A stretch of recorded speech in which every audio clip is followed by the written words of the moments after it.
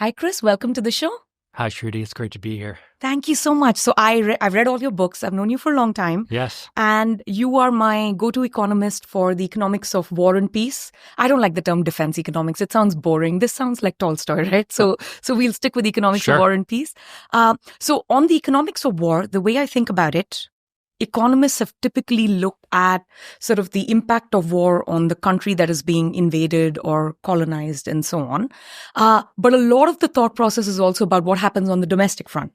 So this is, famously classical economists talking about the impact of public debt or like the rise in domestic wages or other unintended consequences. And on the opposite side, you have the Keynesians who are basically talking about, this is not we wage war, but it's good for the economy, right? It acts as a stimulus. Stimulates growth, right? Right? There are feminist economists who talk about how women started joining the workforce, all these other unintended consequences on the positive side. But you are sort of, and there's also another literature within public choice on the special interest groups and so on. But you're a little bit different from any of the standard narrative because you're talking about this much broader and much more entangled impact of what happens with the human capital, physical capital, and technological transmissions all the way back home. Yep. And that just sort of persists. So one, is that a good way to characterize your work? And how do you think about it? Yeah, I think that is part of my work. So here's what I would say. Another strand that economists kind of have leveraged when it comes to understanding war is the causes of war based in rational choice theory. And political scientists too. Scientists like James Fearon on the rational choice explanations for war, credible commitment, asymmetric information, and so on. And I kind of view all of these as various slices of the bigger onion, if you will, of understanding war. And the way I would put it is something like this. And one economist I really admire and I think is useful when it comes to these issues is Kenneth Boulding. And in 1978, he published a book called Stable Peace. And he has this framework in there, which I've utilized in many of my own work. And I think it's just a very good framing of human life in general. And it goes something like this in brief. There's human action. And then in the general category of human action, there's peaceful human action and conflict, not violence, conflict. Conflict is when there's a conflict of interest. Now, the way you navigate conflict can be peaceful or can be using violent means. And that's where the interesting questions then start to arise. And then that framework is useful because it can apply to very micro level interactions. You and I could have a conflict of interest. Are we going to navigate that peacefully, sit down, talk it through, rely on some mechanism, whether it's turn-taking, lottery, whatever, or are we going to resolve it violently? You can apply that logic to nations, to groups within nations. So then it really opens the door to these interesting way of thinking about it. So then also Boulding shed light on what he called phases. So rather than thinking there's a tendency to think about a society or a situation as either being peaceful or violent. And Boulding's way of thinking that was too simplistic. There's societies are not peaceful or violent in some kind of homogeneous aggregate sense. Societies are constituted by people, but also societies can change as people within those societies make decisions. So one thing I really admire about Boulding is there's individuals, there's choice, so there's agency involved, and also there's a process aspect to it. So he has these categories of stable peace, unstable violence, stable violence. And you can move to those different phases. And then the interesting questions becomes, let's analyze each of those. Okay, so that's the kind of overarching framework. So then in my own work, I've tried to leverage this to understand a whole host of different questions, some of which include things like, what is our ability to rebuild nations that are war-torn? So when I say we, I'm here referring to governments, of course, U.S. government mainly. And then that's interesting questions about institutional change, economic development, and so on. The other thing I've looked at, which you touched upon in your opening question, is, well, then what are some of the domestic effects in terms of civil liberties, constitutional constraints, and so on. And that's where kind of these more nuanced questions about human capital, technologies, returning home come into play. The overarching framework I use in addition to Boulding is Virginia political economy, which of course is the framework you do a lot of your work in as well. So here we're leveraging things like public choice economics, institutional economics, Austrian economics, and the blend of all those things together to understand epistemic constraints, our knowledge constraints, but also the incentives at work. And that's kind of the lens I've employed to study and analyze all these different questions. But there's a second element, right? So if you think about this as sort of like a two-stage problem. One stage problem is, let's say we're now talking about the US government.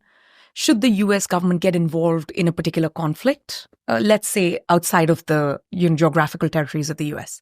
And the second is what comes after, right? So I see a lot of your work more as, let's look at what comes after, and maybe that will help us better define what should have come before and should the US have intervened in the first place. Is that a good way of thinking about it? That's a wonderful way to put it, right? Because so many people talk about these things in terms of having some kind of moral obligation to do X. Yeah. To stop genocide, hunger, whatever terrible thing. And I understand why they have that pull. I share their concern that these are terrible situations where people are suffering. Where economics comes in, or political economy, I think, is as you put it quite nicely, is saying, okay, look, we can't answer the moral question, but it can help us inform the moral question by talking about what is possible or not. Yeah. Even if those things are in broad pattern terms of a pattern, what Hayek called pattern predictions of what we might expect to happen. Yeah. And while that can't in itself answer moral questions, it can help inform those things. Yeah. And perhaps things that on the face of them appear to have moral weight.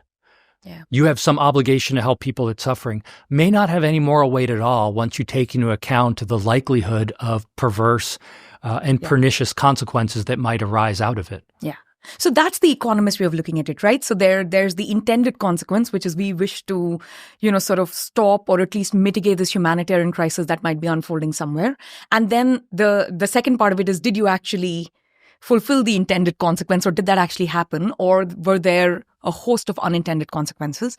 And among the unintended consequences, I want to parse out the different things. So the first is, and this is really the first book of yours I read, which is After War, that the sort of intervention that the United States was planning in that instance, in the post 9/11 world in Afghanistan and then Iraq, that kind of reconstruction simply can't be done. And it can't be done for very similar reasons as, the Soviet Union could not centrally plan an economy, right?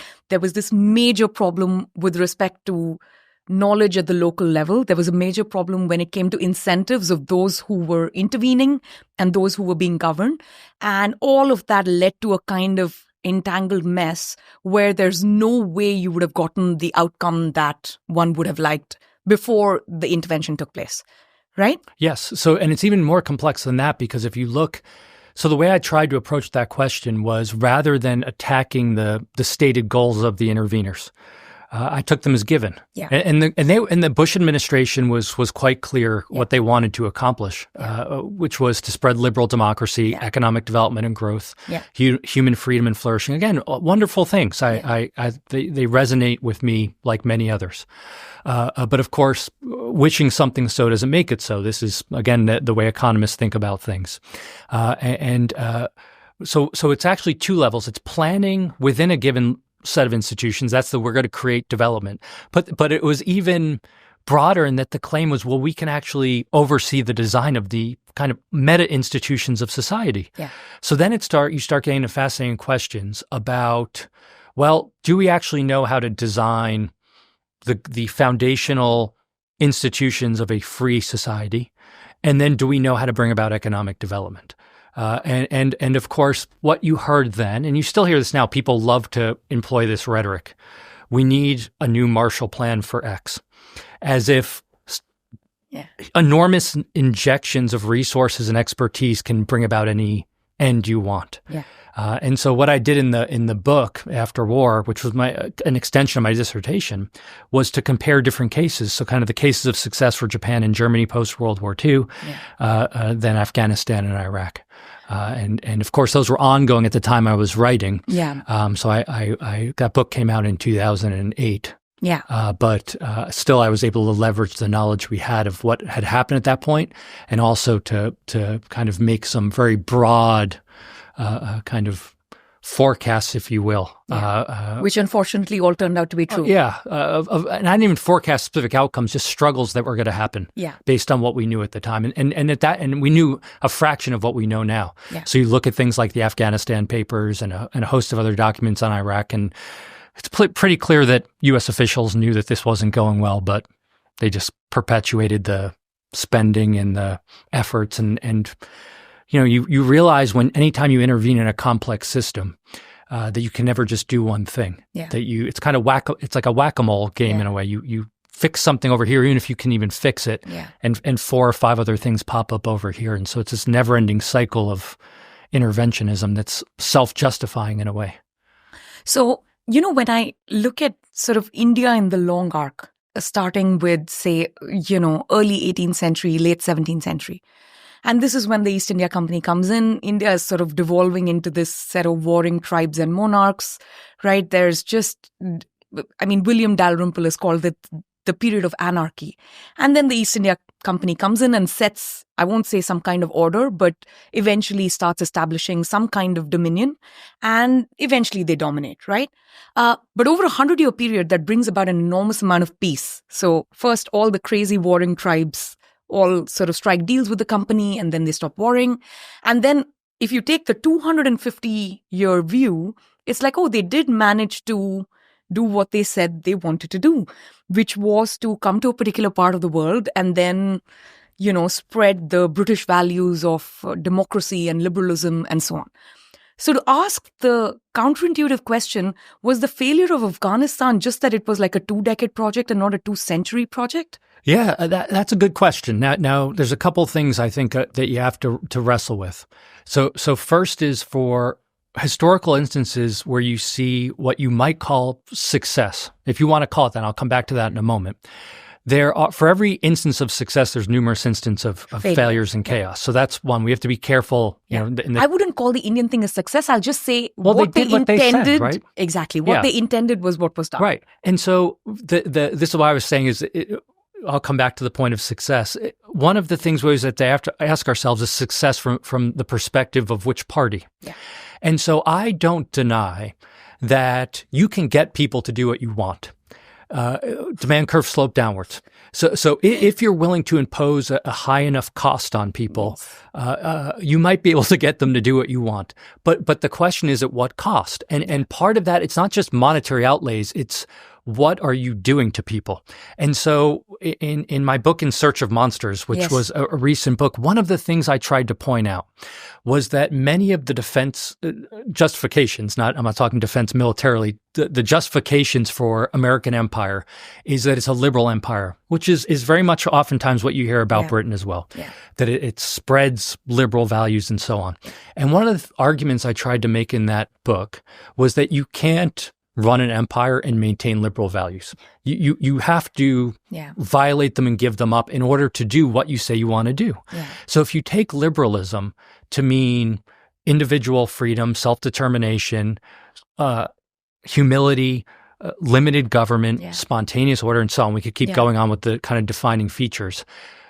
Then saying, well, what do you need to do to bring about order, as you put it, or to maintain peace, is often going to require not just violating those principles, but gross violations of them. And that's what you see in these cases of occupation, of empire, of colonization, is brutality towards other human beings.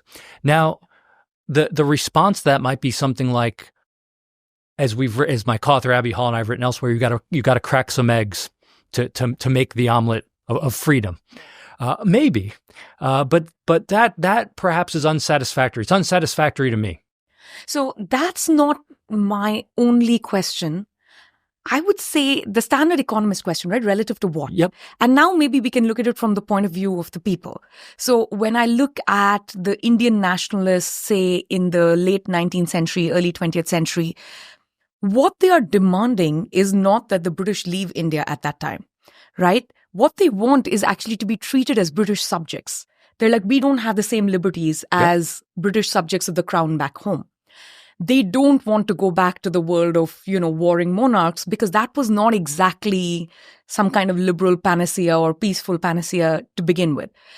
I saw a similar sort of hint of that when the US pulled out because things weren't going as well as planned, and everyone about Afghanistan, and things weren't going as well as planned. And of course, people had a lot of reason to complain. But the alternative is the Taliban, and that is going to have horrific humanitarian consequences anyway, right? So the alternative was not some kind of lovely self-government of the Afghan people and so on.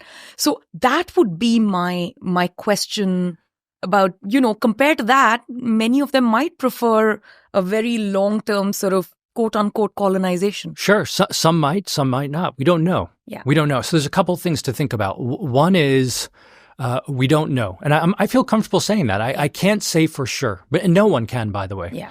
But here's the other side, or not other side, other issue to think about.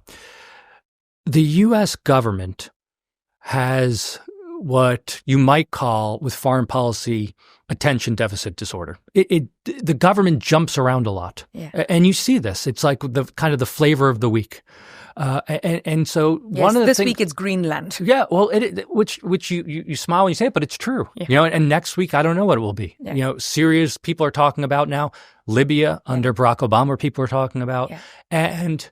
I'm not the first person to say this. Neil Ferguson in his book, and Neil Ferguson, the historian, is a proponent of a very proactive U.S. foreign policy. And in his book, Colossus, where he defends a liberal U.S. empire, at the end of that book, he says, look, here are some of the issues with this. And one of them is this issue of attention deficit disorder. He says, you got to be in it for the long term. Yeah. And the problem is, once you endogenize politics, it's unclear that that's going to work out. So now here's the question. Let's say you come down on the side of, well, going back to your original kind of framing of this issue, maybe the problem was it was 20 years and not 200 years. Once you endogenize politics, could it be 200 years? And if the answer is no, given the way American politics works, then that mitigates against intervening in the first place. Yeah. If it's going to be a 200-year project. Yeah. And then when people say, well, if we had only stayed longer, but we didn't. So that, to my way of thinking, needs to be explained by proponents of subsequent interventions, and a convincing argument needs to be made about why that's going to be the case. And it's unclear to me that anything has changed since Afghanistan or throughout American history, for that matter. There's always, if you look at American history, first of all, people talk about war as if it's these very clear, compartmentalized, like you're either at war or not. Part of this is definitional. I get that. But we can't rely on Congress declaring war to define it, because they don't anymore. They gave up that constitutional obligation long ago. But the U.S. military has been involved in various parts of the world, basically throughout U.S. history. Yeah. So you can count the number of years that the U.S. government hasn't been intervening abroad, probably on two hands, maybe three hands. And so there's not like we don't have a history of this. Yeah. And they're these quick in and outs. There's a reason Afghanistan's the longest war in American history, because of these quick in and outs. And so then the question becomes, if it's this longer-term project, which is still unclear to me that it is, even if you stayed for 50 years, it's unclear to me. Yeah. Even if you stayed for 75 years, it's unclear to me. Those are all very open-ended questions. It's not meaning that it's not a given. Yeah, because it could end up like Myanmar, opposed to end up like India, right? And this is why we come back to, for every case of success, there's multiple cases of failure, because there's a tendency to cherry pick, or in technical terms, to select on the dependent variable, to pick the cases where things worked out and then say, well, you just have to do that again. Whether it's the example you pointed out with the East India Company, whether it is post-World War II Japan and Germany, the Marshall Plan, which, by the way, is debated how successful that was, or how big of an impact that was on the ultimate success. Yeah. That's debated. It's not a given the way people say it. But the simple point is, it's just spending a lot of money is not in and of itself a recipe for success. And the more challenging issue, which is balled up in, as you fully know from your own work in development economics and constitutional political economy, the bigger issue with these questions is we don't know. We don't know how to go about creating liberal democracy, about creating development. And as you've shown in your own work, this series of papers you've done with Alex on India, the natural tendency is going to be for the experts to say, do this, that, and the other thing. And what they're going to tend to do is look at what's worked in their own backyard. And as you've pointed out, it's premature. Why is it premature? Well, it's premature because other societies are not at the point where they can handle, if you will, that type of policy suggestions. Or best practices as we like to export them. That's right. And why aren't they at that point? Well, it can be a whole variety of issues. It could be informal norms. It could be formal institutions. Your paper with Alex on where you take Epstein's simple rules. And what's your argument, if I remember it correctly, for why people should embrace simple rules? Because they don't have the capacity to carry out a more complex set of rules. But that's the natural tendency when you rely on expertise, to make things more complex, and the experts are going to design them. And you can't avoid that when you engage in outward projection of fixing the world. So let's say that now, I think this was in the last chapter of In Search of Monsters, or maybe the last part of it, if I remember correctly. You talk about how what you're suggesting is not that the US never intervenes or a particular country never intervenes, right? So the point is that the bar has to be exceptionally high, right? Do I get that right? Did I get that right? Yeah. So the way I put it in Search of Monsters is to kind of utilize the precautionary principle, but instead of applying it to technology or government let's apply it to government intervention. Yeah, exactly. Yeah. So now there are two ways of thinking about this very high bar, right? So one is we kind of look to the past and we say, look, we have Hitler, right? That's a pretty clear case where that bar has been met. Even Gandhi said, we must support the British effort against Hitler and kind of pause the Indian nationalist movement. So that's one way of pegging the bar. Like, is this better or worse than these examples? And then we go for it. The other way is what we were talking about a few minutes ago, which is say that if we intervene, then it's a 200-year plan. And the moment we put the bad guys in prison, all the civilians will have the exact same rights, privileges, and entitlements as American citizens. And once you set that as the bar, then the impetus to do this at home will suddenly shrink because the incentives have completely changed, right? What are some other ways of keeping the bar high? Because otherwise, the natural conclusion to what you're saying is do absolutely nothing, which unfortunately doesn't work all the time either. Sure. Well, I should mention, I have no problem admitting this because I believe it. My default position is to start from the premise of not doing something, of non-intervention. And that's my general operating position domestically as well. No, but it's not never intervention. Right. Well, we cannot, I also believe we cannot rule out as a blanket statement that if someone said to me, could an intervention make things better? I can't deny that possibility. And so I wouldn't. So then the question is, how do we think about it? And this is the point you're raising. And people have suggested different things. And by the way, people from a range of different disciplines and ideologies have wrestled with this exact issue, much of which around the time of Hitler, by the way. So you had people like Bertrand Russell, for instance, who considered Albert Einstein. These people considered themselves pacifists, but also understood the brutality of what was happening in the world. And this is why you get them wrestling with these issues. Some of them, like Bertrand Russell, made the argument for something like a world government. He was unable to envision a way that you could have dispersed nation states and avoid the kind of Hitler problem. So he said we need a world government. Now, I think that's problematic. Other people made arguments for international organizations. So the League of Nations, then, of course, the United Nations as ways to kind of mitigate these conflicts. Those have issues as well. There's always trade-offs, as you pointed out. Other people, including people that we admire, people like F.A. Hayek, talked about something like an international federation. The kind of contemporary manifestation of that, even though Hayek wasn't talking about it in its current form, would be something like the EU. Not necessarily in that exact form. Or like NATO and other kinds of allied groups NATO kind of countering each other. And some kind of collection of countries to navigate these challenges. Again, I think all those things have problems. But the way I would view it, and our kind of arguments I've made for other type of moves that can be made, is to look in your own backyard about policies that, so our tendency is to look outward. Yeah. We need to go over there and fix this. That's an outward way of looking at the world. Yeah. But if we look inward and we look at the way our own domestic policies interact with the world, is there low-hanging fruit that can be taken to minimize harms that are being done? And I think there's some. Just to name a couple, arms sales. One of the arguments, there's numerous arguments for arms sales. Yeah. One is, kind of a deterrence / giving weapons to good guys, if you will, in order to deter bad behavior. Yeah. Another is something you raised, which we didn't talk about yet. It's kind of a Keynesian argument, and you hear this with Ukraine aid all the time right now. One reason not to be against the aid is it's going to U.S. manufacturers that are producing arms. So that's the stimulus point you were raising. It's going to create economic growth and development. Yeah. And sure. Usually these things are used in conjunction. Yeah. So you're getting the benefits of government stimulus domestically. Yeah. You're getting the good effects abroad. Yeah. If you look, many of the weapons and the U.S. government's the world's largest arms dealer. Yeah.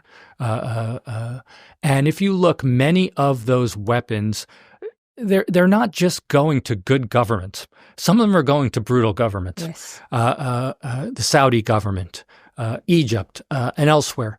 And you can make the argument, and to my way of thinking, the proponents of this should be making the argument. The burden shouldn't be on me. So one of my big things is to reverse the kind of burden of proof. That's the precautionary principle point I was raising earlier. That in delivering these arms around the world, even if you think they're going to do good, they also allow very bad people to engage in gross violations of human rights and to create harm. And also they foster conflict. Yeah.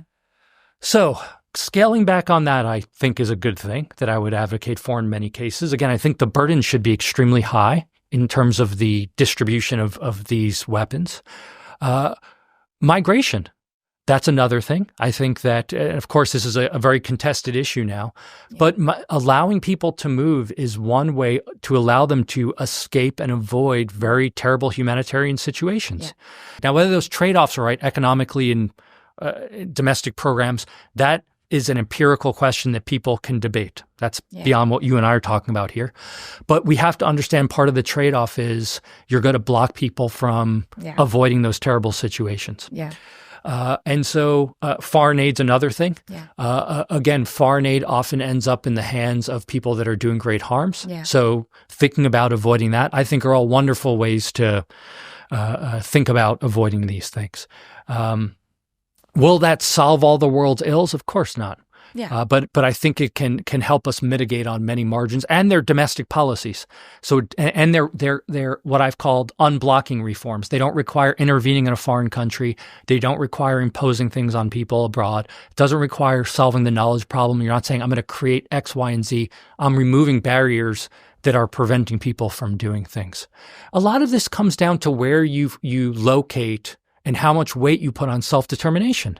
This goes back to what you and I were talking about earlier. So one argument might be like, well, people in Afghanistan or people historically want the British Empire or whatever to stay and do things. Maybe.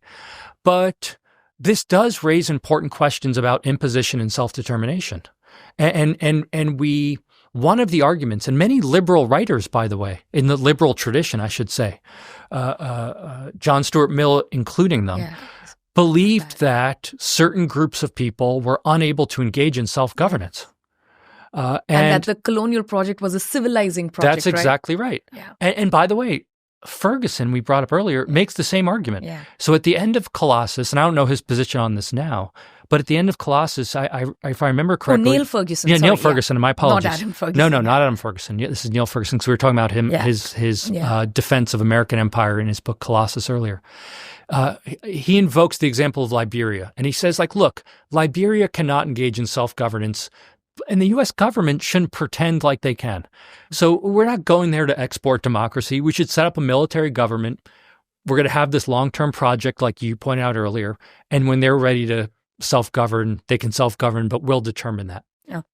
You can make that argument. Yeah. But that doesn't sound as good and won't have as much buy-in, is your point. Maybe. Or maybe it's not something we want to, depending on what your view is of liberalism. It's hard to say I'm a liberal, I think, and still engage in that project. Yeah, So still this is, engage in that in some project. sense, so I want to parse out two things, right? Sure. So there's the Gandhian version of this. So the Gandhian version is just simply you have to have means ends consistency, right? Which is exactly what you're saying. Yes. That to have the empire or the imperialism project, you necessarily have to engage in some illiberal activities. And to say that we're going to get liberalism through illiberalism, there is an inherent tension or a problem in that. Correct. So let's say we don't know what the outcome will be, but let's say even if the outcome is going to be good, we do have to account for the means justifying the ends. Is that a good way to think about that? Yeah. Okay. And if you're willing to give that up, and if you can give it up and maintain liberal values. So if the ultimate goal is liberal values, and it may not be, by the way. Yeah. Sometimes that's rhetoric, I think, that sometimes is it's employed. natural resources. Sometimes it's we don't want China to get in there. That's right. So on. That's right. And now, for whatever reason, whether it's political correctness, whether it's intelligence on the people engaged in this, they are much more careful with their language. So typically the rhetoric is always grounded in self-determination, liberalism. Yeah. As we were talking about, in the past, people were much more blunt about this. It's like, these people can't do it. They're savages. Yeah. We're not. So that's the white man's burden. Yeah, exactly. I'm the enlightened. Yeah. You're the savages. Yeah. You cannot do this. Yeah. And you might think that's terrible, but that's what they were doing. They were very clear about the means ends in that case. Now it's we really want to do this, and we really want to uphold these values. But then you have to think about it's not just a short term. We're going to just flip the switch off, do a couple illiberal things, and then get good outcomes. Yeah. You really have to give up the entirety of the game, because you have to rely on not just getting rid of self-determination, of individual freedoms for the individual to choose on the recipient side, but you also have to embrace top-down planning. Yeah. This gets into the domestic effects then. Rule by experts, centralized government, fascist economic policy, because that's what happens to the economic systems under empire. Yeah, that's war economics. That is the war economy. Yeah. And so it's not just you're just doing a few illiberal things. It affects all aspects of both domestic and international life. Yeah. And once you dive into it, and in Search of Monsters, my goal was to kind of balance, because so much of this discussion is grounded in how economists talk about public goods, but pushed up to the global level. So they'll say, look, defense is a public good domestically, but then global security is a global public good. Yeah. Well, there's no global government, so who's going to provide it? The hegemon's going to provide it. Who's the hegemon? America. Yeah. So now you get the logic of public goods pushed up. Yeah. But the flip sides of public goods, of course, is public bads. Yeah. And to my way of thinking, that side of the ledger, if you will, is severely lacking in treatments of this. So it was to point out that there's all these public bads, both foreign and domestic, that can emerge from these things, and you need to take them into account. So the other way of looking at this global order, right, if we're not thinking about like a single hegemonic power, is sort of there are a few checks and balances. This is very much a Cold War sort of world, right? So you have folks like Schelling and others who were looking at nuclear deterrence and so on, where you think about it as checks and balances, right? So you're going to have some kind of arms race, and you need to have some kind of domestic military industrial complex to prevent the whole world from devolving into war. So is that just a kind of inevitability in this new world, that we need a small domestic military industrial complex to prevent a large domestic military industrial complex? Well, it depends who you talk to. Okay. So the view you just laid out is certainly one view, right? So that's the deterrence, of course, with nuclear weapons, is mutually assured destruction. Which you can have an arms race, of course, without that. Yeah. That's nuclear weapons.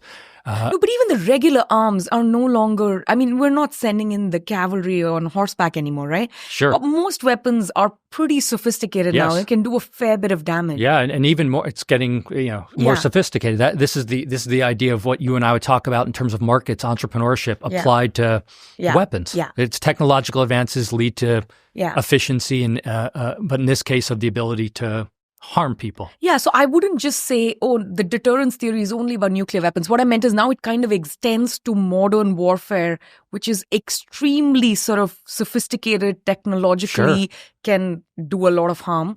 But does that inherently then prevent the world from devolving into greater amount of conflict? Right. So this is a debate. Yeah. So, and you can view it from two sides, and it's unclear which you can come down either side depending on what evidence you find convincing. And here's what I mean about that. You can make the argument, as you laid out quite nicely, that you acquire arms, I acquire arms. Okay, so now we don't fight with each other. That's kind of the deterrence type view. Yeah. You're not going to attack me because I have weapons and vice versa. But of course, the flip side is the idea of the security dilemma, which is that anytime I acquire weapons, outside parties will tend to feel less secure because they know that I have weapons that can harm them, so that they then are going to have to acquire weapons to balance that.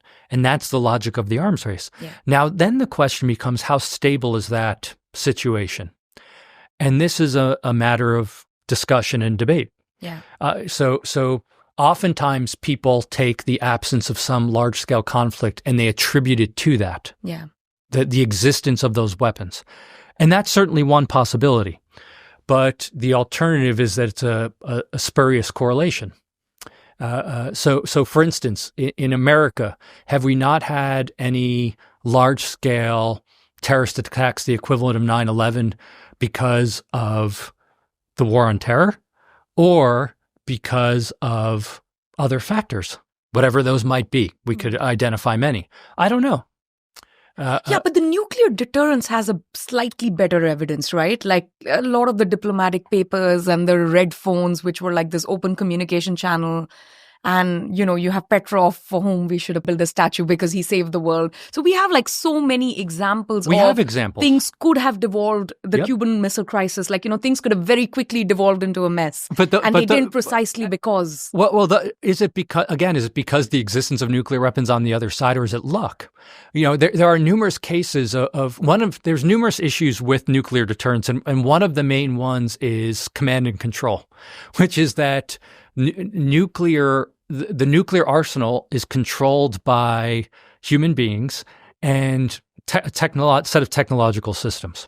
Yeah. And you can read, we take the absence of nuclear war to say that's because the nuclear weapons have existed.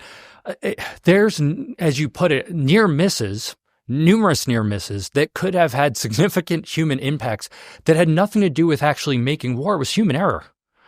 And not even human error in some cases. In some cases, you have these examples of birds flying that affected the satellites that set off the tripwires that America was attacking the Soviets or vice versa.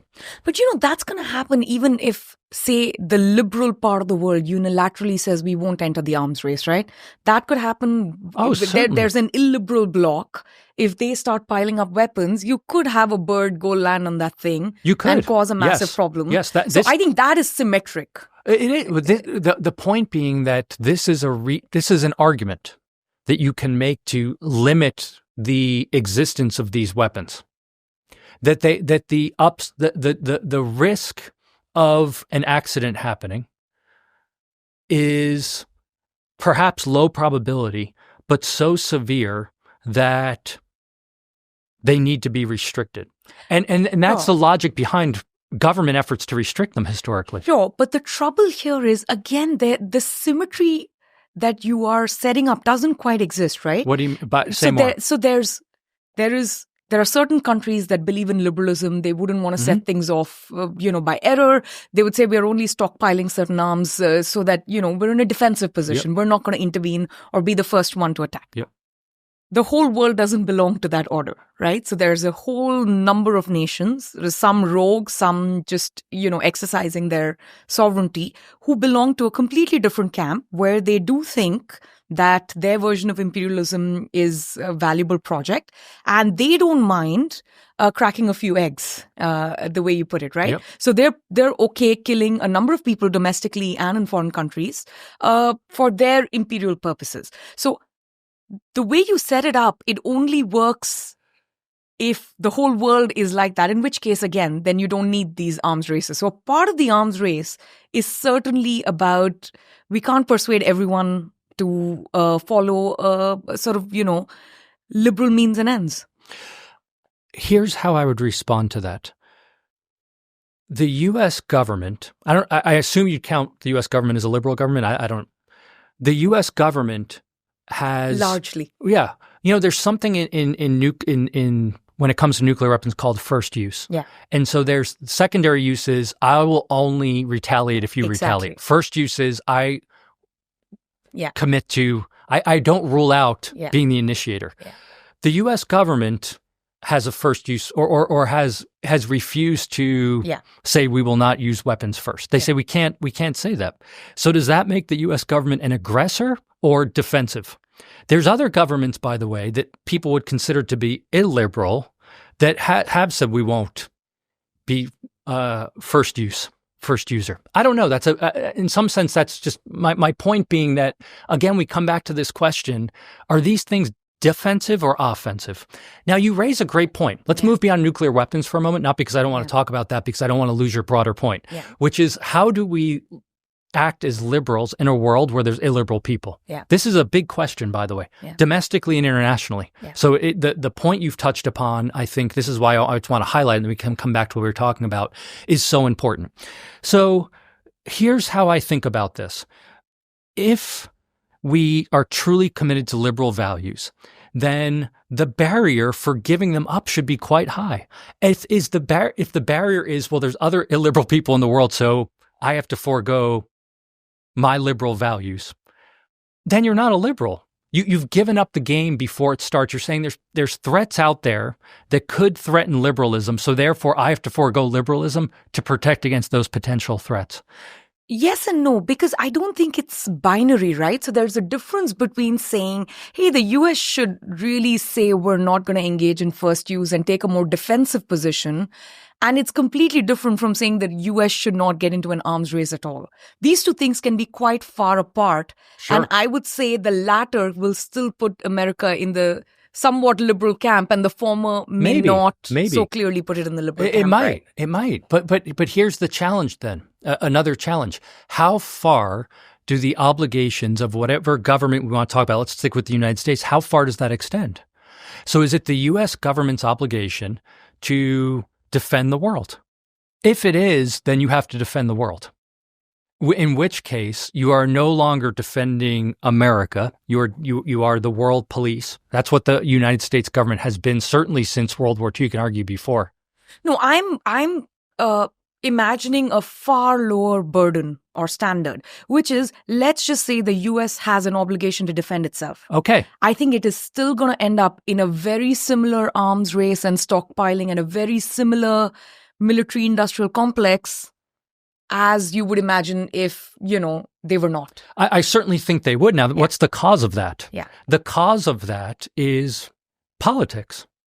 Because then the question becomes, what does it mean to defend oneself? And I'm not saying this to be esoteric. Yeah. It's important. This goes back to what we were talking about earlier about rhetoric and the use of language over time. We have something called the Department of Defense today. Yeah.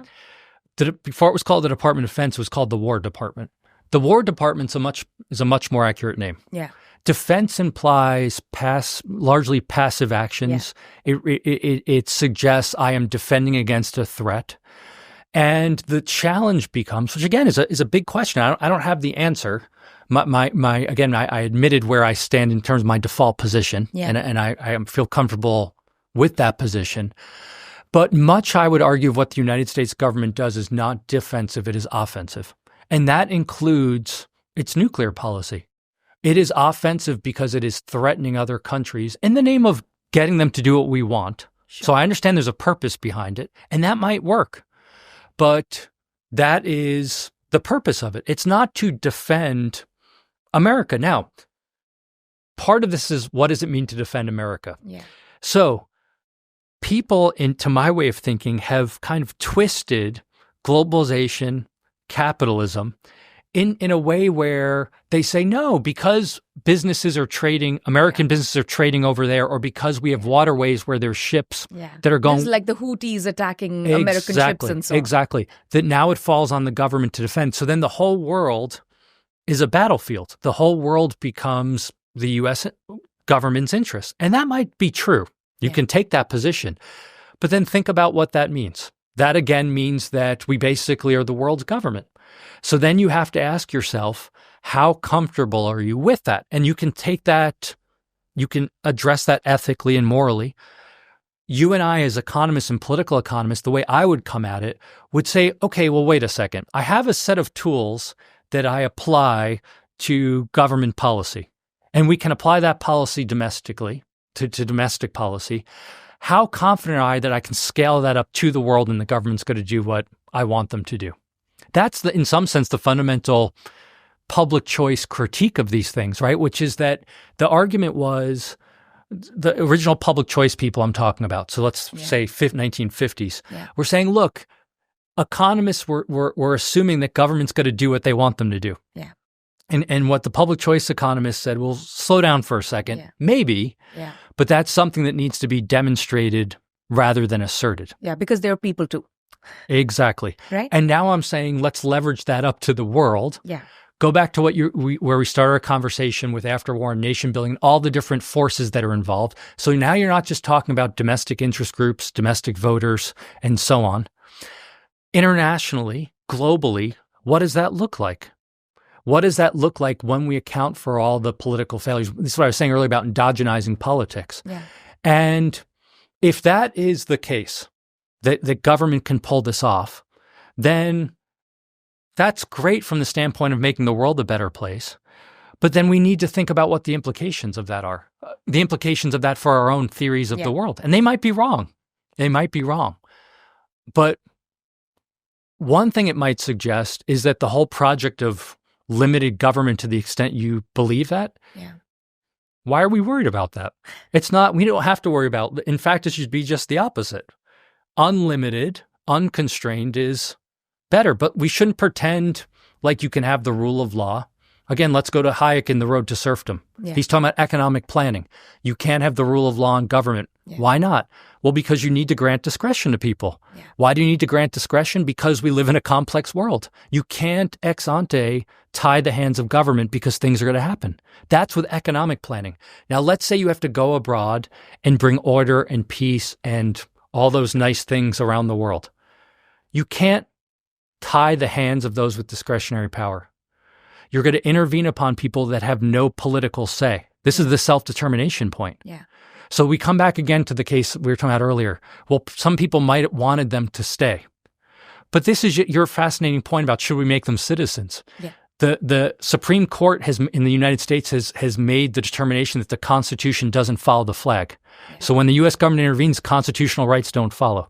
So they have no voice. Well, no voice is too strong. Their voice is extremely limited.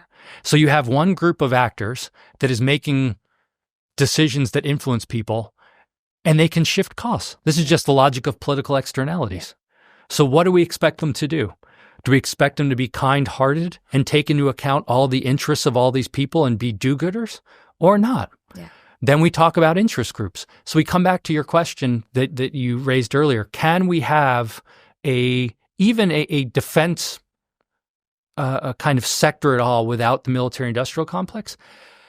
Yes and no. We can have it. Obviously requires the use of resources. So from that standpoint, there's going to be some of that by definition, to the extent you have government doing this.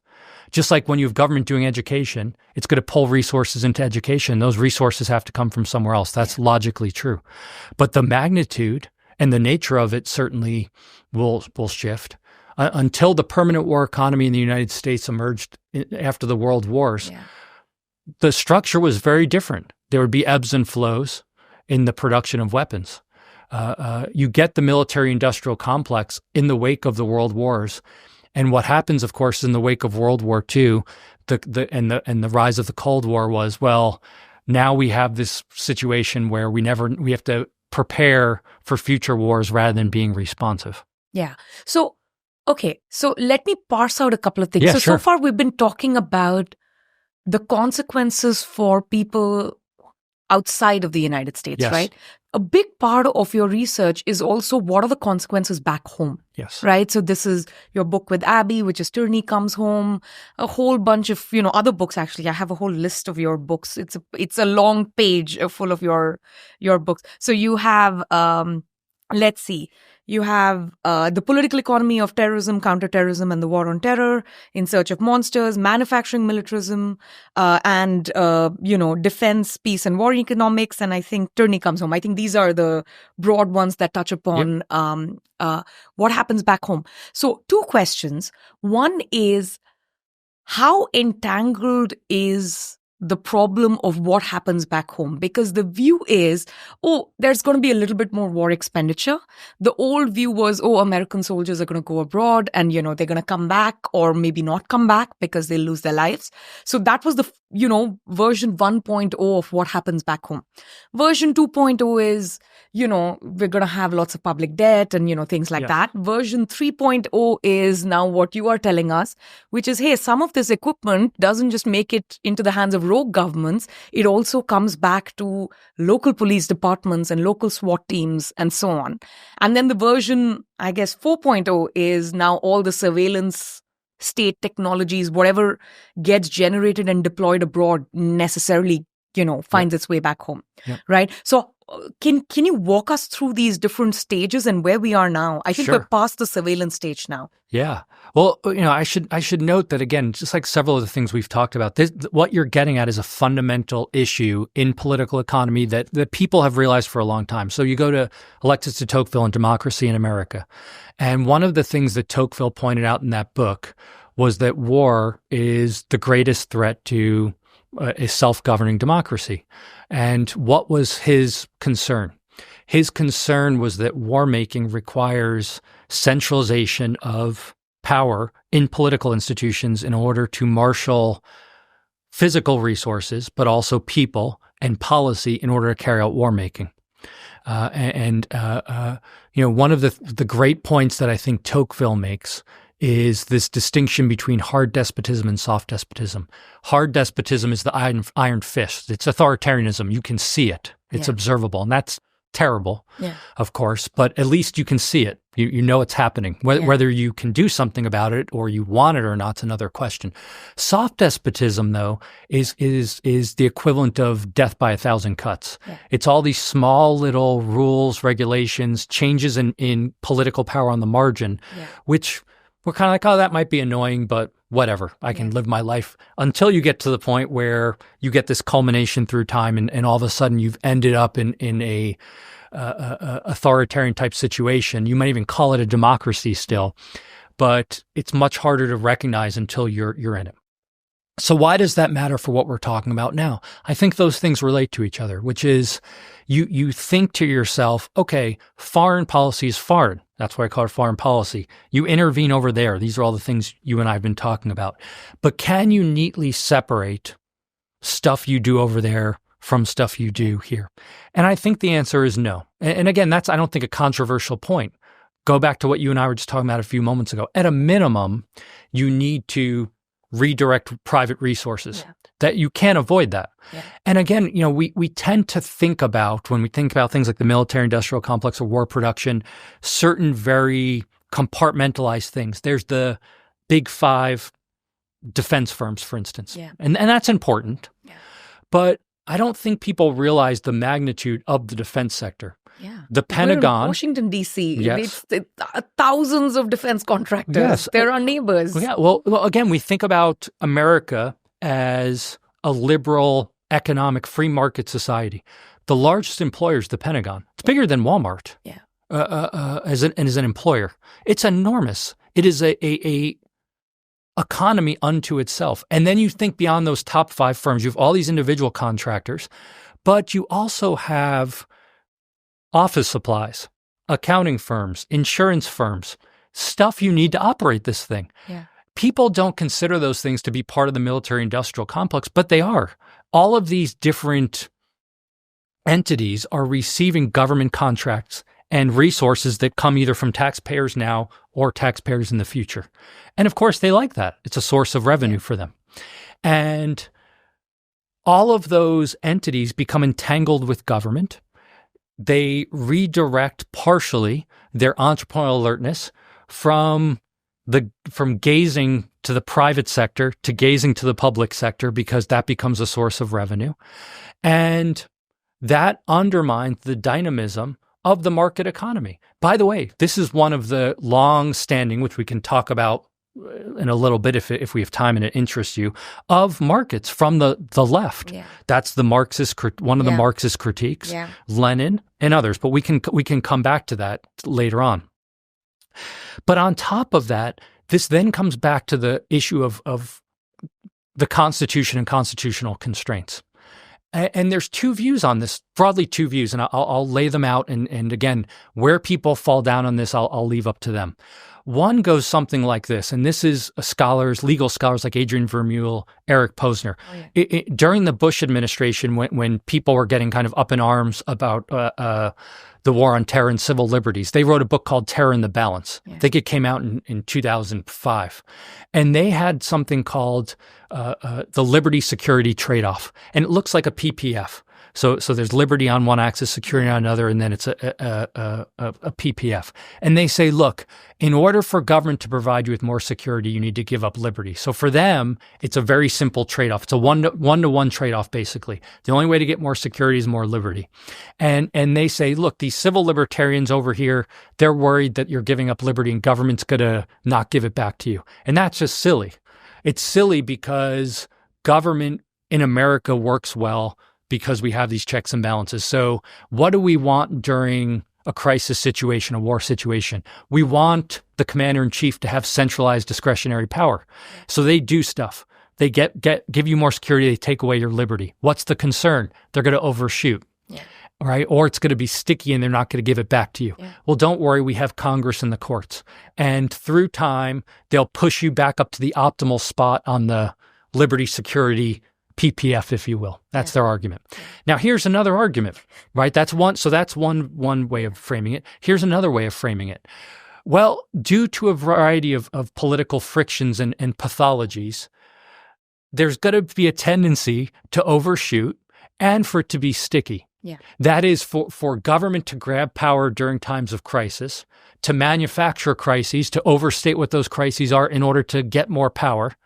And then once they've done so, they're going to hold on to it tightly. Yes, because I'm still taking off my shoes and putting shampoos in tiny bottles. Yes. So that has not gone away. That's right. And this is the point. Once you, the one potential problem with the liberty security kind of PPF view of things, it's a very smooth, frictionless way of viewing the world. It's almost like, okay, you have a dial. Yeah. A liberty security dial, and you turn it towards security, you get more security. By the way, another critique is you could give up liberty and not get security. Yeah. You can make the argument that expanding liberties gets you more security. If you believe things like, well, trade association makes social relations more dense, raises the cost of conflict. This is something like a variation of the capitalist peace hypothesis. If that's true, you can increase liberties and get more security. So that's a possibility. Yeah. And then after, you just turn it back optimally to the right balance, as if you know that, as if there's some kind of social welfare function of the right trade-off. So again, this is where I think the public choice type insights and the Austrian insights, the epistemics, we have to endogenize politics. Yeah. So what does it mean to know the right balance of security and liberty for society? Yeah. And then, assuming you can know that, what gives you confidence that political institutions are actually going to generate that outcome? Yeah. And the third is, it's not so clear even who we are talking about, because this is entangled down to the office supplies guy and the person who's, correct, sort of providing janitorial services to these defense firms or whatever it is. Because there is something going on that we normally don't include within the set of the people who've taken our liberties away and will give it back, right? That entanglement is a little bit messier to the extent that we don't even know how many people really are involved. So if you want a number for the list of people employed by the Pentagon, I'm sure you can get some number or You at least a range. You can't, yeah. But on contractors, there's nothing. No. Right? No. And there's a wonderful, for anyone interested, there's one wonderful study by two journalists at the Washington Post. They did this during the War on Terror. It's called Top Secret America. You can find it on the Washington Post website. It's Dana Priest and William Arkin, I think, are their names. And they tried to do a stock taking of who has security clearance. Yeah. And they couldn't find it. Yeah. It's terrifying, right? Actually. Yeah, exactly. And again, are these people providing security or not? So that's my own view is that much of what falls under the purview of supposed defense and security is nothing but. It is not providing any of those things. At best, it is feathering the nests of certain select individuals and interest groups. At worst, it's making us less safe. That's my own view. It's not. I don't want to say it's zero. Yeah. But it's a cheap and easy way to justify any government behavior, and that's what you hear. You are if you don't support and justify kind of in a carte blanche way, give them a blank check, then you're anti-security. Anti-America. And then, of course, now the popular thing is to go back to Hitler, as you were saying. You're Chamberlain and you just want to give in to the bad guys and you're okay with Hitler. And these are all very cheap ways of arguing and bad ways of arguing because it doesn't take seriously the threats that are posed. And this comes back to your fundamental point. You can never – any change in policy is going to have some change on the fabric of society. That's the way I tend to think about it. And this is a point William Graham Sumner, the great classical liberal sociologist, made. You can never just do one thing. It's not a light switch. You can't flip government on and off. You can't just turn the dial. That doesn't mean you can never make an argument or support government doing something, but you need to take that into account. Yeah. Am I comfortable giving this up for good? So then we come back to your point about the stages.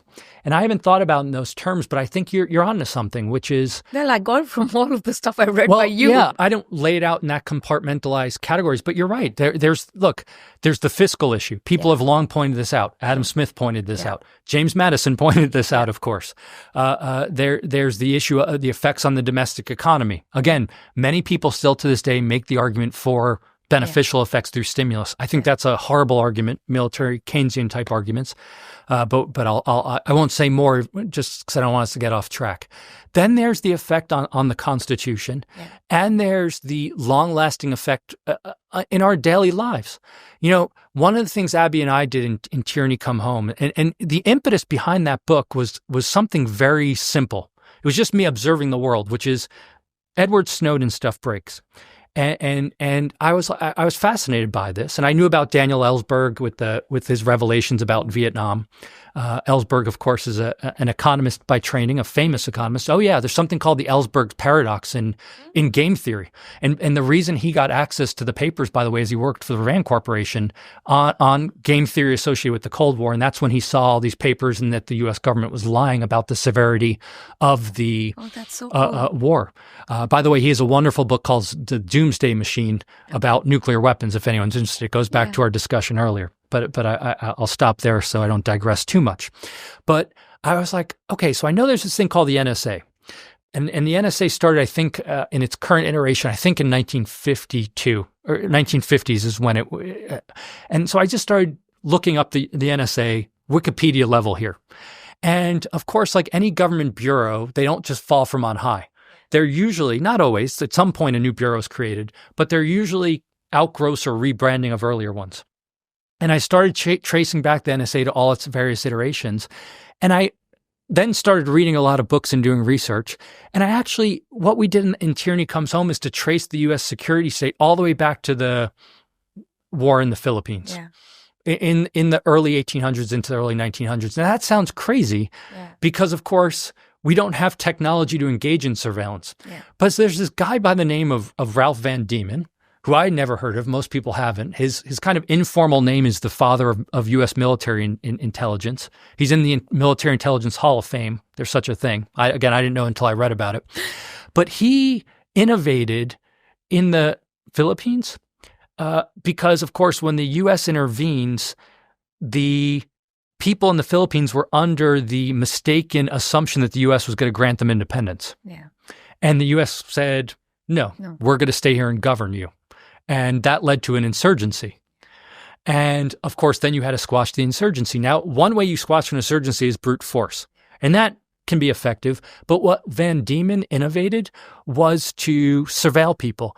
And it was very rudimentary by today's standards, but he collected enormous amounts of information on people, personal finances, their sex lives, their personal relationships with other people and their issues. And then he used it against people to manipulate them to get outcomes that he wanted. And it was what it was. Well, what happens? The war or the occupation winds down. Van Diemen comes back. And what does he do? Well, he has human capital now. And he says, I think we should set something up like this at home, this surveillance apparatus. It worked really well. Now, at first, this is viewed as crazy or just indifference. People are like, what are you talking about? In the U.S. government, I mean. Yeah. So he's kind of just hanging around until the First World War. The First World War starts, and then all of a sudden he starts saying, and his memoir, which is unpublished, but it's available online for free, you can read about this. You can read about him trying to lobby to get people in the U.S. government to set up an apparatus here. And eventually he's able to do it. It's like 8 people. It's a small little group. He had complete control over it. And he starts collecting information on people. For a while, they had set up a fake business in in New York, where they are collecting basically every communication coming in and out of the United States. Western Union, we think of Western Union today as money orders and payday lending type stuff. Western Union started as a communications company. And basically what they did is tapped into Western Union and other communications companies. So they were monitoring without any kind of warrants, without any kind of approval by Congress or any kind of judiciary oversight, all the communications. So then this starts evolving like bureaus do. And the only thing that's basically changed is your point is the transactions costs of collecting the material and the data and the surveillance, right? Yep. You read the Church Committee. You get the Pentagon Papers. And one of the things that came out of that is that the CIA, the FBI, they were all overstepping their charters and constitutional constraints that were supposed to limit them. And what the Church Committee, named after Senator Frank Church, what that committee revealed is that, and this is their language, you can read these reports online, they're volumes, so they're dense, you have to go through them, but they have these passages in there where they basically say, look, we've become a dictatorship. These agencies are acting like a dictatorship would act. All right, so what do you get? You get the FISA court that comes out of that. The FISA court was supposed to oversee government surveillance. Now, there's problems with that. It's non-adversarial because, of course, you can't let people know who you're going to surveil. Everything's in a sealed envelope, even within the court. Nothing becomes public. So there's a debate. There's 2 views. And again, people can come down with one view. Almost everything gets passed by the FISA court. Yeah. One view is that they're so good at their job that only things that people know will pass by the government will get brought. Another is it's a rubber stamp that's just approving anything government wants. Whatever side you come down on. The third is they may not even think of themselves as rubber stamps, but everyone's so nervous the moment you throw around national security and defense and war that the bar is immediately lowered. Sure. Good point. Very good point. Which, even like judges who serve in the FISA court, when they're elsewhere, don't quite behave like that, right? Yeah, that's a good point. So, okay. So now you've made your case pretty well for the war does come home. Yep. It has these terrible unintended consequences and intended consequences abroad.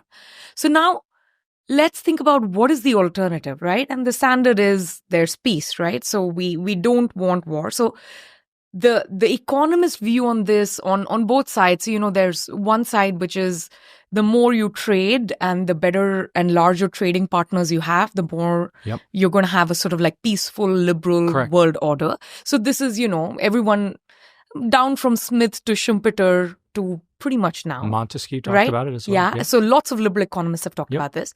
The other side is, the counter to this is somewhat of like the Marxist-Leninist view that, hey, peace is not exactly that compatible with free trade and capitalism because a part of the impetus to capitalism is all these big businesses and monopolies which want to have an imperial footprint abroad. And the interest through politics is going to be such that there's going to be more war than there is going to be peace.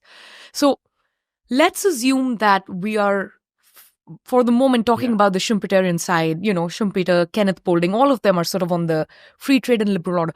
How well has that panned out? Is that truly the alternative? Yeah. So just to clarify, and you laid it out well, but I just want to make sure the distinction's clear to people listening so that they understand.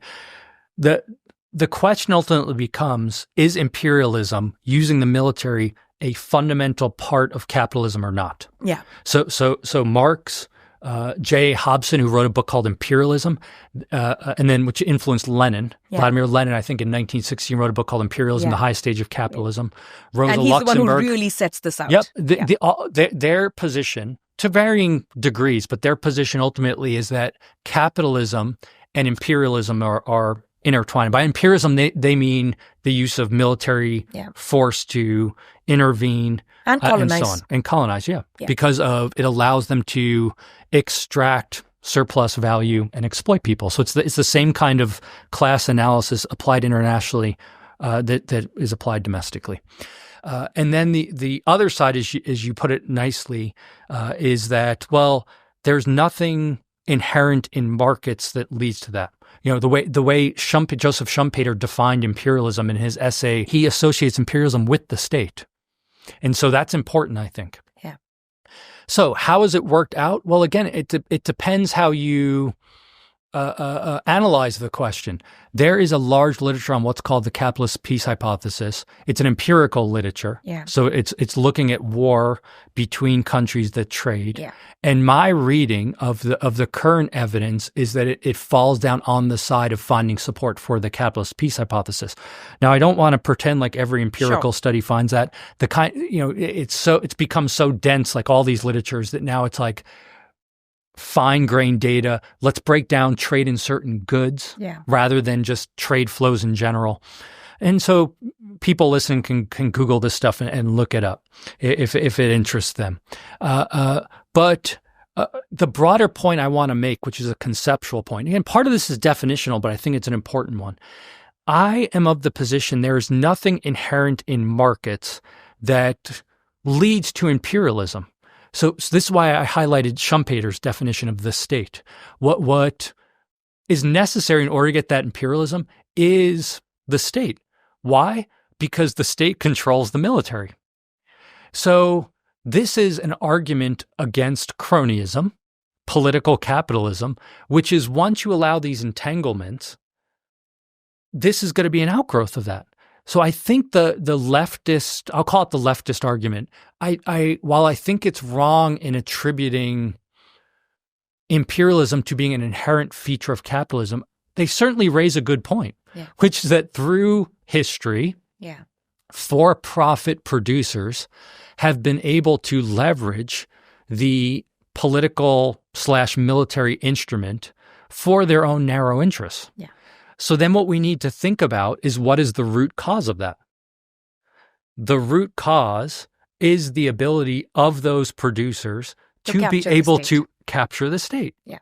So then what leads to that? Well, perhaps it's what you and I were talking about earlier. You create this massive thing because you need to defend either domestically or internationally. By the way, the project of empire, to go back to our earlier point, by definition requires a massive apparatus. Yeah. You can't do it without, you can't keep it small. Yeah. So then you're going to open the door to, well, now we need to do stuff. Well, now we need to contract with firms. But of course, one of the key insights of public choice, of people like George Stigler, was once you open the door to that, it's not like businesses are going to sit there and just be passive actors. Yeah. They are going to proactively try to influence, manipulate, and shape and capture policy to feather their own nests. And so is that defending the American people? Is it bring peace to the world? Again, let's go back to the East India Company. You can make the argument that in some cases they brought about order. You can also make the argument that they they didn't bring about order, for sure. Well, they certainly did. And everyone brings about some type of order. Authoritarian regimes bring about certain type of order. Yeah. This is why it's so important to unpack where this is why spontaneous order is so important. It is, what is the source of the order? So anyone, this is what I was saying earlier, demand curve slope downwards. I can in principle raise the cost enough to get people to do what I want, and that will generate some kind of order. Sure. It might even look peaceful. But at what cost and what are you giving up? You're giving up the spontaneous order that would have emerged. Okay, so fair enough. So I think there are two parts to the capitalism piece sort of literature, right? So one is, does capitalism actually lead to more war? So let's say either it does not, or if it does, it's because of all this entanglement between the cronies and the states and so on. But there's a second part to that. Does capitalism actually foster peace? How is the evidence on that side? Yeah. So then this is harder to measure empirically, I think. So here's how I'll put it. Does capitalism foster peace at the nation state level, and then the underlying mechanisms? Yeah. And this is why I want to say it's harder to measure, and I'll call it, does capitalism foster peacemaking? Okay. And peacemaking is going back to where you and I started. If there's a situation of conflict and we can resolve that peacefully or through violence, does trade create an environment where the peaceful means, that's why peacemaking is more likely to be chosen. More likely, yes. And so trade, by definition, requires some baseline level of peace. I have to respect you as a person. I have to respect your property. I have to respect not taking from you. If I could just take from you, I wouldn't need to trade with you. Yeah. And so there has to be some baseline in place. You can make the argument that it then reinforces, it being trade reinforces those things. So out of this, you get, I talked about Montesquieu earlier. Yeah. Montesquieu makes the argument that commerce fosters a kind of shared vision. This is my language, not his, that allows us to overcome our prejudices against other people. Yeah. Because I start to see you in a different way than I would otherwise because I'm interacting with you. Yeah. More recently, Deirdre McCloskey, of course, talks about how she talks about markets being an ethical, moral school or environment. Yeah. Our colleague Virgil Storr talks about markets as a social space. Yeah. Virgil Storr and Ginny Choi in their books talks about how markets foster morals. Yeah. And of course, P.T. Bauer, the development economist, talked about this as well. Yeah. But, Kenneth Boulding, I think, has like a lower bar than Montesquieu in the sense that we don't need to go as far as shared values, right? So there's a lower level, which is just, there's an incentive or there's a greater likelihood that you would prefer to have peace because that's what's required for this kind of cooperation, which is then required for free trade. Yes. You still need the baseline shared, what Boulding would call it like a shared image, which you and I might think about as expectations. If I have to view you as in a certain way, but I also have to anticipate that you view me in a reciprocal way, or we can't get the trade off the ground in the first place. Okay. So now when it comes to the current moment of, say, US and China. Sure. So is Boulding wrong in the sense that US and China are trading partners with an enormous flow of trade? Like this is not a minor one or two good flow of trade, right? But they find themselves adversaries on opposite sides. Or is in fact Boulding right that it is because of this trade that they're only adversaries and not enemies, in a full-blown war? Like what is a good way to think about that? Yeah, one is I don't know. And part of the reason I don't know is when we talk about China and the U.S., who are we talking about? So I have no doubt that there are people in the U.S. government that view people in the Chinese government as adversaries, perhaps, and vice versa. But there's a couple things to think about. There's a lot of things to think about, but a couple I'll highlight for the sake of time. One is when we have these and this is the way the world is. I realize nation states exist, but it's the other reason I'm skeptical of empire and war making in general. It's collectivism. So many of these conversations are collectivism writ large. It's China does this, America does this, they're adversaries. Think about how many people reside between America and China. People, citizens. It's an enormous amount of people, of human beings. Do I view some individual in China as my adversary? I certainly don't think that way on a daily basis. I haven't met them all. So I'm sure I'd have an adversary. But I also think I'd have friends there. And I do have friends that are of Chinese origin. So what does that mean? It means that when we simplify things down into friendship and adversary as defined by a small group of elites characterizing millions and billions of people, that's in some sense going to be reinforcing. What I mean by that is that if Americans are told repeatedly by their government, and they believe their government is looking out for their interests and is providing defense, that they're an adversary, all those people, then in some sense it's a self-fulfilling prophecy from the perspective of Americans and vice versa. But does the case have to be made at that granular level? I think so. Or is the case just have to be, hey, we don't trust the CCP. And the CCP has some quite terrible motivations and quite sophisticated instruments to carry out those motivations.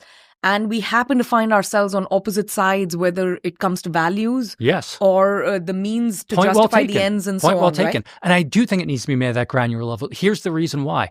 The granular level is methodological individualism, and it's where's the individual. I was talking about people, ordinary Chinese citizens. You're talking about people in the government, but there's people there. So I'm very comfortable saying, sure, they have terrible policies, terrible instruments, as long as we employ a symmetry of assumptions, which is so too does the United States. And so then the burden needs to be made that, number one, those people are going to deploy those instruments against us. And number two, the people that control those same instruments in our government are not going to deploy them in a way that harms us. I'm not thinking of this in terms of who is right or wrong or who will strike first. I'm trying to think of it more in terms of, sure, it's at the end of the day individuals who are trading with each other, but the trade will flow between two nation states based on certain tariffs and treaties policies, that they have struck and so on and so forth. And the Cliff Notes version of the capitalism and peace argument is countries that trade and governments that trade don't sort of invade each other or don't go to war against each other. Don't go to war with each other. And that doesn't quite, and we're finding ourselves somewhere in between with our largest trading partner, which is a very odd place to be. Sure. That's the thing I'm going for. Yes, I follow you. I would argue that what is stirring the push towards conflict is not trade per se, but it is the political distortion of that trade. Okay. So here, the challenge, and this, analytically, it's difficult to tease out. Is it the trade itself that's the problem, or is it politicians who are making the trade an issue? China is stealing from us. They're stealing this. They're stealing that. Now, look, one of the arguments, and again, I want to be fully transparent. I mentioned this before, that now the capitalist peace stuff is getting more granular. So is it trade in strategic goods. So how might that relate to China? The chip stuff. Yeah. Is it trade in chips that's causing the issue? We can tease that out. It's hard to tease out, but you might be able to tease that out. So then that might make, one could conclude from that trade in certain goods makes warfare or conflict more likely. That's within the realm of possibility. Fair. So then the question is, what do you do about it? And that's a tricky thing. What one solution, or there's only trade-offs, not solutions, as Thomas Sowell told us. One avenue, I should say, is national economic policy, industrial policy. That's the logic behind the CHIPS Act. Which is exactly what we're doing with the chips. Right? So then the question becomes, well, what happens when you get economic nationalism? And what are the causes and consequences of that? And so my concern with China is that the way the conversation is being structured is kind of an ex ante. It's a fait accompli. It's they're our enemy. What they do is bad. And this is what I was saying about it being self-reinforcing. And once you take that position, then you are setting it up so you're going to get the outcome you want. But it doesn't have to be that way. It's unclear to me that it has to be that way. No, again, I agree with you that I don't think it has to be that way. But it is surprising to me, as someone who has very long believed in countries that trade don't tend to be adversaries, that we actually find ourselves in this situation. So it's more that I'm surprised that trade couldn't solve it. Well, let me be clear. There's different variations of all these theories. The strong version of the capitalist peace hypothesis is countries that trade will never go to war. Exactly. A weaker form of it might be they're less likely to go to war. Yeah. And I that's kind of the view I hold. The reason being, I don't view conflict between nations or war making between nations as monocausal. Yeah. I think it asks too much of a theory to say 1-0-1 kind of thing. Yeah. And so there's so many other factors that can lead to conflict that it's not crazy to me. So I view it kind of as a tendency, a pattern prediction, to use kind of a Hayekian view of it, which is that trade on the margin raises the cost of conflict. Yeah. Which is maybe why we are in a Cold War with China right now and not a regular one. Or maybe it's nuclear weapons like we were talking about before. Yeah, who knows? Okay, so if you have time, I want to switch gears to a couple. So another theme running through your work is this question of, can peace be brought top down, or do we trust bottom up processes, right? So this is again a very sort of Virginia political economy idea. It's not just to endogenize the politics, it's also to think about what the emergent order is and how that comes about in a particular local context. So I think it's quite clear when we look at, say, the examples of the Middle East and American intervention in the Middle East, that this top-down piece hasn't quite worked out for us. Not recently, not in Philippines, not anywhere, right? The question is, has bottom-up piece worked out well, and where? Because when I look at Africa, and I actually had to make a list of this because things have actually gotten really bad in Africa in the last, say, 2 or 3 years. I would have never imagined that Ethiopia would, sort of devolve into this kind of mess. But you look at DRC, you look at Sudan, things are much worse. Yep. Burkina Faso, all of those, Mali. There are places like Ethiopia where if you take a 7-year window, things are worse, but maybe in the last couple of years, things are slightly better. Africa overall doesn't seem to be doing very well on bottom-up emergent processes sort of evolving into some kind of what Boulding would have called stable peace. Yes. Right? So what is a good way to think about this? Right. So to step back for a moment, many people would argue, by the way, that top-down peace has been effective and is necessary. That's kind of the standard view. That's what we've been talking about, both the nation state at the international level. Yeah. It's this overarching meta piece. So the way I've thought about it is to use the Latin pax imperii, which is peace from the state. Yeah. So that's top down. Yeah. The state needs to create the conditions of peace or peace itself. And pax hominum, which is peace among the people. Yeah. That's what I use. That term is what I use to talk about bottom up peace. And we've been talking a lot about Kenneth Boulding, and rightfully so. But, Kenneth Boulding's wife, Elise Boulding, she was a sociologist. She actually got her PhD very late in life after raising a large number of kids. Actually, her career is amazingly, it's an amazing career she had and drive she had to pursue her PhD. And then she was a professor of sociology at Dartmouth. Yeah. And I just want to mention her because she wrote a wonderful book I think it was published in 2000, called Cultures of Peace. Yeah. And I mention that because she invokes this language of peaceableness. And she didn't like the term peace because it's kind of like Hayekian with competition as a state of affairs versus a process. Yeah. Peace for her is like a state of affairs. And she says we think about peace as either existing or not. Yeah. And so it's some fixed state. And linking this back to Kenneth Boulding, the process view I like because it says you can move between states. There's phases. It's not you're not either in peace or out of peace. Yeah. And even if you have a lack of violence at a point in time, as you point out with the examples you gave, you can move to a phase where there's violence. Yeah. So nothing's guaranteed. We live in a world of openness and change. Now, here's what Elise Boulding pointed out with this notion of cultures of peace. Cultures of peace, and it's interesting because she rejected the economic way of thinking, but in many ways she's more of an economist. In a very hard, rational choice way is how she's rejecting it. She's embracing it in a very Ostrom sort of way, right? What's fascinating, I was going to say, what's fascinating is in some sense, she's more of a microeconomist than economists that talk about war, because she starts with the individual, and she says, peace is everywhere.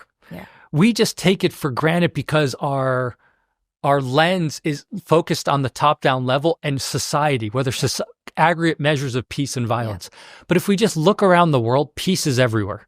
And that's a fascinating way of thinking about things. You start thinking just think about your own life. I walk around the world. I'm with my family, my friends, my coworkers, strangers I interact with.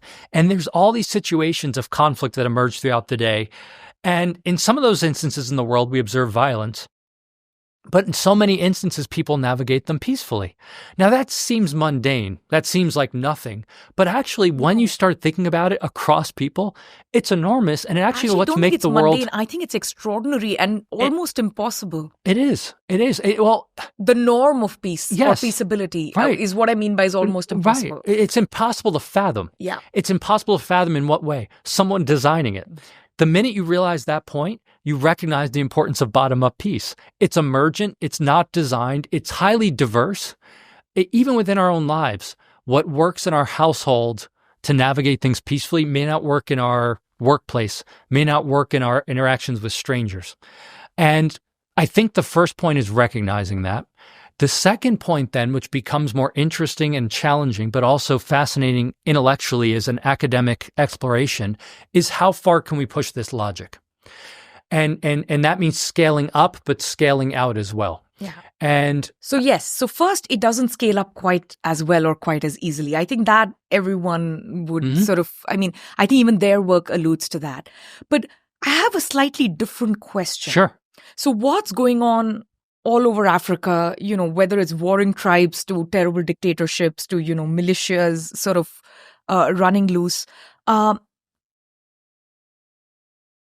Does bottom-up peace only work in the shadow of some overarching of the state capacity? Yeah. And without it, that norm is never quite going to take root and sustain. So is that a reasonable way of thinking about it? Just like we think of, a lot of Coyne bargains that happen in private corporation, but in the shadow of the law. Yes. Where at the end of the day, if something goes wrong, a court is going to come down and give you an order one way or another. Yeah. That's certainly one way to think about it. I don't think that needs to be the case, and here's why. Elise Boulding, and I think she's right on this, would argue that even in a place where that overarching top-down piece is dysfunctional or absent, you still can have instances of bottom-up peace. So even in the most violent societies, she argues, there are pockets of peace. They might be very localized. And her argument is not... Her argument, the way I read it, and I think this is correct, is not that you observe this and all of a sudden like, oh, you're going to get the good outcome scaled up. It's that it's a possibility. It's an existence proof type argument, a possibility. Now, here's the thing. The challenge you have, which is the challenge with any kind of shadow of the state argument, doesn't just have to be with peace, with anything, is where does that come from? And if you believe in a self-governing society, in the kind of Ostrom sense, Tocquevillian sense, then the state itself emerges out of the self-governing relations of the people that live under that state. It's not exogenous and outside of that. Many states throughout human history are. That's the conquest theory of the state. But that wouldn't fulfill the Tocquevillian, Ostronium notion of self-governance, the way they conceptualize it. And that might be fine. But if you want a truly self-governing society and a self-governing government, then it needs to be grounded in bottom-up processes. You can't separate the two. And so it's certainly possible that you can make the argument that once you have someone come in, wherever that comes from, conquest, they're invited in, whatever, and they impose some kind of order, then you're going to get some kind of emergence within that. That goes for anything. That would be like saying once you impose order, you're going to get certain economic activity that emerges. Of course. But can economic activity emerge absent the state? Certainly it can. What the scale and scope of that is, that's the interesting question. And so that is separate than the possibility of it. And then that's going to be a function of norms, of technology, and so on. But I think also of some low-level state power, right? So Meaning what? I have look, even in the worst places in the world, like right now in Palestine, the argument is not that there are no pockets of peace or kindness. Like you see, no one's fighting over bread and rioting amongst each other, killing each other, right? So it's not that kind of anarchy. You have some local governance system on how people manage to provision water, even in the worst conditions and so on. So I'm not denying that, but that's not what we really mean by peace when we think of it in terms of war and peace and enough peace to get you social cooperation that you're not constantly in this state of vulnerability and distress. Yeah. So that's the question. What is that minimum level of state power that is required such that the norms that are emerging bottom up can actually turn into something else that looks a little more sane, like what we have here in Virginia. Sane or insane, I don't know. But in any case, on peace, I think we're doing fine, Chris. I mean, what you're asking is the great question about state capacity, and I don't know what that baseline is. But here's the thing: no one else does either. We know what we know, and push back if you think I'm misstating this and I'm off. My reading of the state capacity literature is we know categories of behaviors that correlate with good outcomes. We don't know what the right amount of state capacity is, because, of course, the argument for state capacity is once states have capacities, they can do what? Public good type stuff. But what happens when you get too much state capacity? So bad. So that's the thing, right? So that's where I want to push back, because a lot of the war and peace literature, if I may characterize it as that, is, hey, when you have a lot of state capacity, like America imposing its sort of, full military strength on Afghanistan, you may have like the upper level of peace, but you don't have these bottom-up processes. But guess what? Without that, the bottom-up processes will also eventually not bubble up into something else. So my worry is, when we worry about too much state capacity and that infringing on liberty, are we sort of like throwing the baby out with the bathwater, or don't we need a minimum threshold to make this entire thing sort of hang together? Yeah. So again, there's a couple. I'm not sure we're throwing out the baby with the bathwater. One thing to think about is when you go over in this hypothetical example to Afghanistan, what are you doing domestically to liberty? That's the first thing. That's what you and I were talking about earlier. But then the second thing is, what are you doing over there? It's unclear to me that we have many examples where you go abroad and that you impose a overarching, the minimal threshold, whatever that means. I guess I don't know what that means.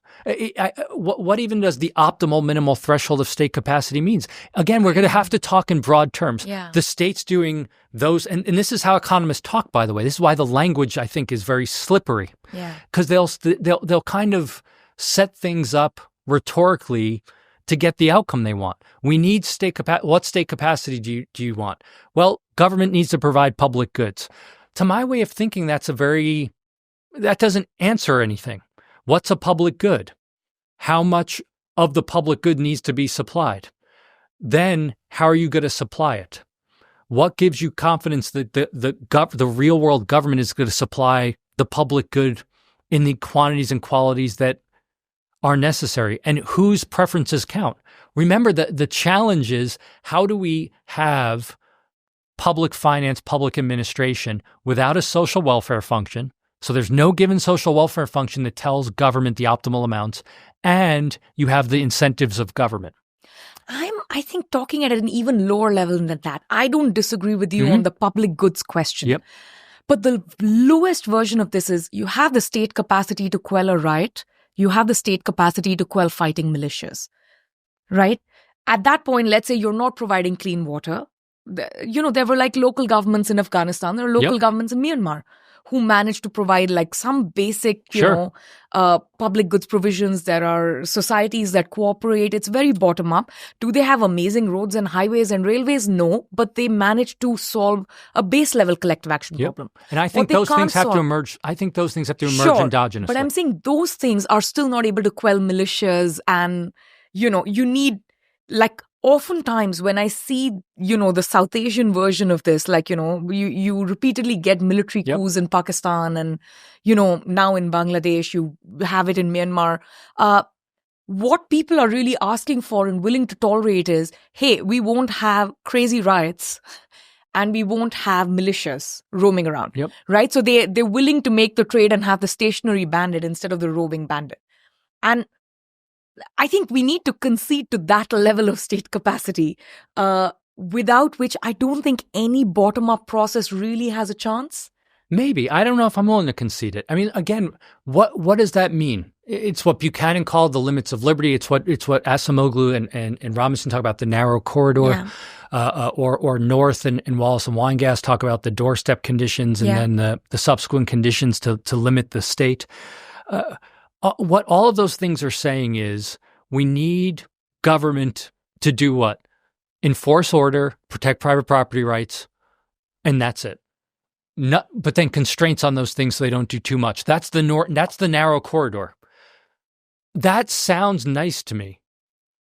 But I can push it back and flip it over and ask this question. We can say, look, you need these things or else you can't get order.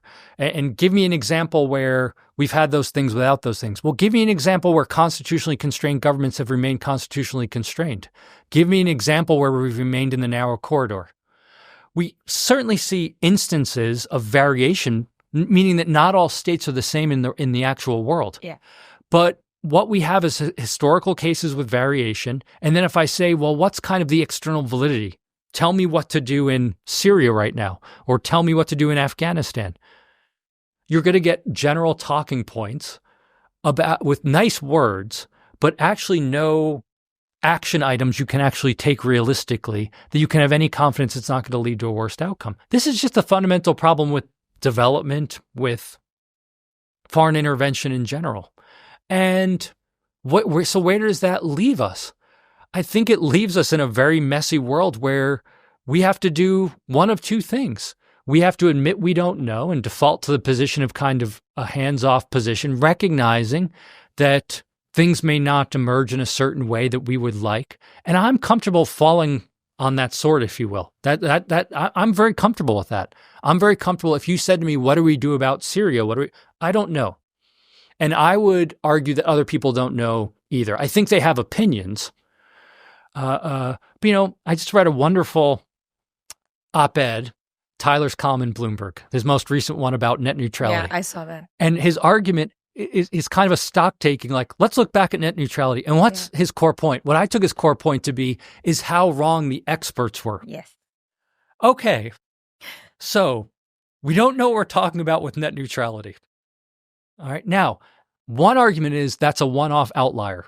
We didn't know net neutrality, but lots of other things we know. But if the experts don't know what they're talking about with net neutrality, I have very little confidence they know what they're talking about with how to get any kind of state capacity, or even talking about it. Sure. Okay. So I'll concede all of that, right?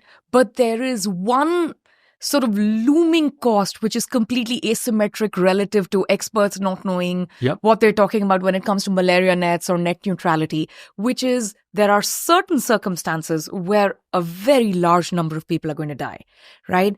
And sort of second part of what you're saying is I'm comfortable saying I don't know, and I'm also comfortable saying do nothing because it's not clear that doing something will guarantee the positive outcome you intended.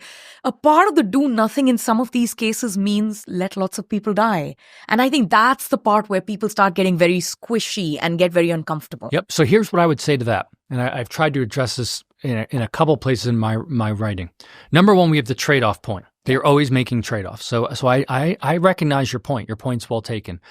Number one, it goes back to some of the things we were saying. So when we say do nothing, I don't necessarily mean like you just hum and walk down the street and forget about the world. You can get up and do something, but part of doing something can be to undo something. This is the unblocking reforms thing.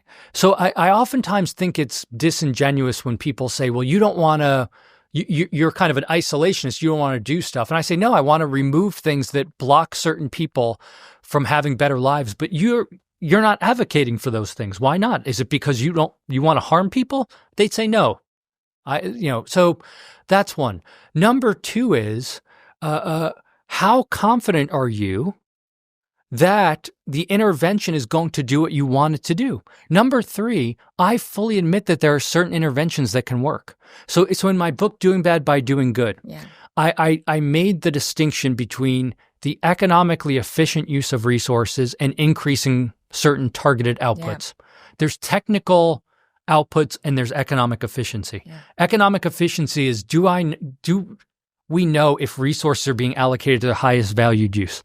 You can't know that outside the context of market prices, profit and loss. But we have technological knowledge, and we know how to make a table. So if you say, I want to get more tables to people, in principle, we can do that. Whether that's economically efficient is a different question.